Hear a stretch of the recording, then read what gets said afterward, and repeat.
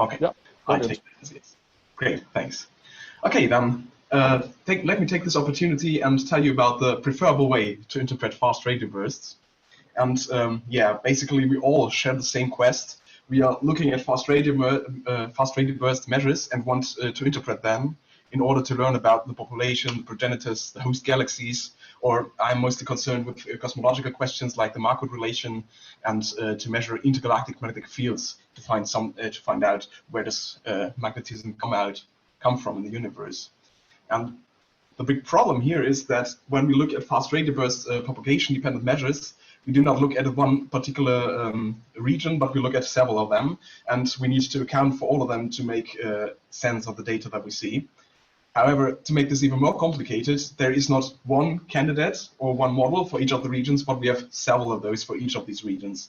So how are we going to make sense of this jungle of models? One answer to that is by using approximate Bayesian computation. Here we take a reference table of models or the parameters. For these, we do a Monte Carlo simulation to obtain the marginal likelihood for measure A to occur in scenario B. So scenario means that we combine several models to a full line of sight scenario. And then we can compare these for different combinations of models and find trends in order to learn something about fast radio burst and their origin and everything that lies in between. Yeah, this sounds a bit complicated, but I will try my best to compile it in an easy-to-use Python software package named PrEFRBLE, short for probability estimates for fast radio bursts, in order to obtain model likelihood estimates. And please, I encourage you take a look at the GitHub repository, and you can see all the results that I'm going to show you in there in more detail. So all of the results that we obtained so far, where we provide you a benchmark scenario where we consider magnetars as the most plausible source for fast radio bursts. We account for the IGM by doing a constrained MHD simulation for the local universe, as well as high redshifts up to a redshift of 6. Then we also go with an ensemble of host galaxies. So we take an ensemble of galaxies that reproduce all kinds of observables, like luminosity functions, the galaxy stellar mass function, and all of that. So so we produce a sample of galaxies that account for 90% of all galaxies, and also account for the evolution with redshift. So we know we also take into account the history of galaxy formation. We take the very same ensemble also to account for intervening galaxies statistically using their intersection probability. And thanks to JP for a great discussion we had on that last year. I was very eager to show him my results this year, but yeah. However, last but not least, we also take into account the probable distribution of the host redshift of fast radio bursts that we derive with FRB copy. I think David will give a talk about that also. And yeah, bringing all of this together, we provide you with the most realistic estimates on the distribution of dispersion measure, rotation measure, and scattering time as observed by different telescopes. And yeah, these estimates we can then use to compare against observations. And so let's have a look at some results. So for unlocalized fast radio bursts, we are highly interested to infer their source redshift. And the usual way, Dolak or Pohl has been doing some work on that, for example, but there are many others. We take for a given possible redshift, we do Monte Carlo simulation to see how likely are different values of dm, and do this for increasing redshift. Then if we observe a particular dm, here for example for the Spittler burst, then we can extract the likelihood of each of these redshifts to get a likelihood function for the redshift of this particular burst. Then we can take we just take the most likely value and we have a redshift estimate, right? Well, but what about the history of the sources? What about selection effects? And what about the increase of the probe volume with redshift, which makes low redshifts much less likely than big redshifts?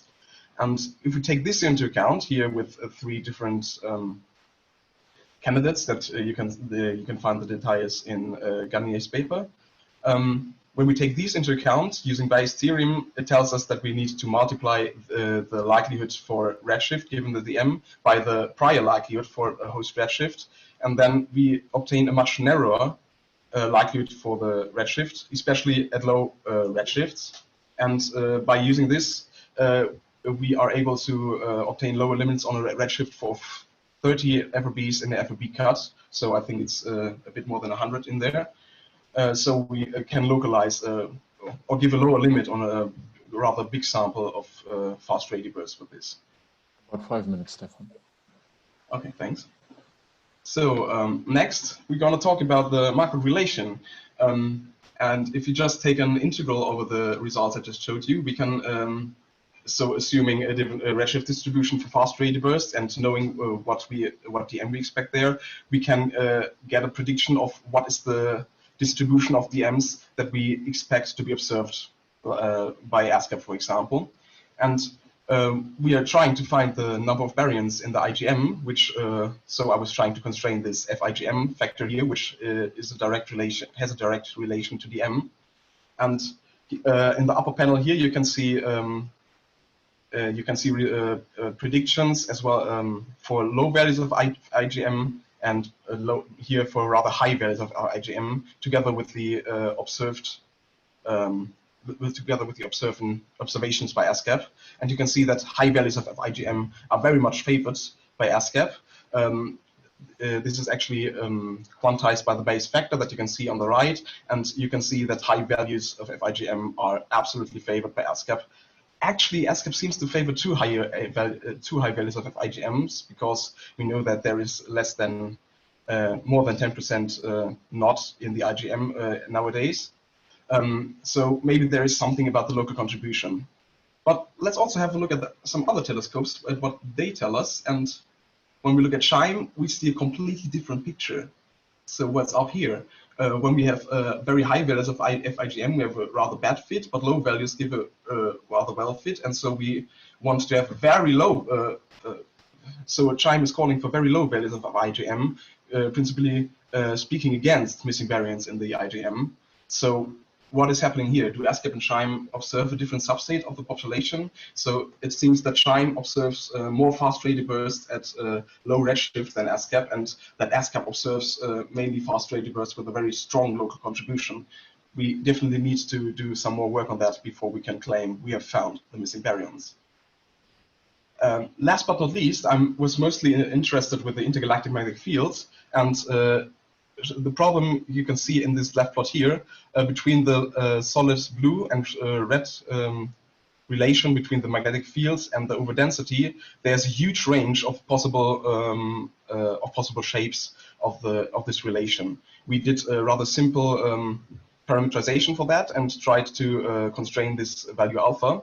And on the right hand side, you can see that the stronger the intergalactic magnetic field is, the more extragalactic rotation measures do we see at around or slightly below 1 rad per square meter. Now, assuming that we can remove the Milky Way foreground by precision of 1 watt per square meter, we produced a mock sample, assuming the weakest of the possible magnetic fields, to try to see how many fast radio bursts do we need in order to refine our constraints on our current constraints on the intergalactic magnetic field. And it turns out that 1,000 fast radio bursts will be enough to refine our current upper limits, while we don't even need to have 10 to the 5 fast radio bursts in order to measure the whole range of the intergalactic magnetic fields down to the current lower limits. So this is definitely something very promising, and I'm hoping to get my hand on this data very soon. So on the WHIM sample seems to be enough to maybe get a first glimpse, and yeah, in the near future we will finally solve one of the most fascinating and challenging questions of cosmology and of cosmic magnetism. Yeah, with that, I'll leave you with my summary. I've shown you the preferable way to interpret fast radio bursts. This is meant for observers as well as for theorists, so you can test your models, test your observations, and all the statistics has been taken care for in the program. It has the potential to answer many pressing questions, and by including more and more models and measures, we can improve the results, and that's why I want your model to be added into the PrEFRBLE